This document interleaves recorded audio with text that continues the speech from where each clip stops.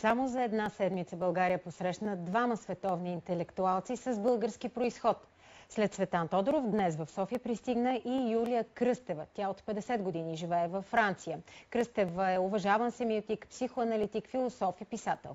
Екип на Българска национална телевизия подготвя филм за рубриката "В кадър" и проследи срещите на Юлия Кръстева от пристигането и на летището. Тя посети училището и гимназията, в които е учила в София. След това се срещна с патриарх Неофит.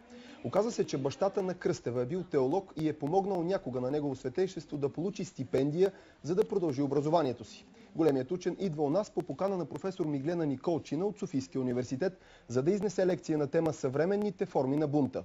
Къде да търсим днес надежда за бъдещето? Чуйте отговора на Юлия Кръстева. Всички знаем, че няма рецепта и тя не е в политиката даже, макар че може да се добри, разбира се, и не трябва да се отказваме от политическите решения. Но те не могат да бъдат радикални.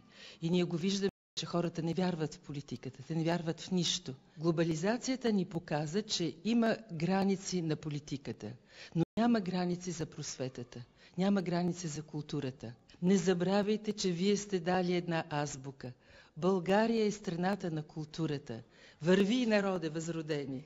Voilà ce que je voulais dire. Това искам да кажа. Преди изборите. Мислете за това. Тези и други новини може да видите на сайта на БНТ.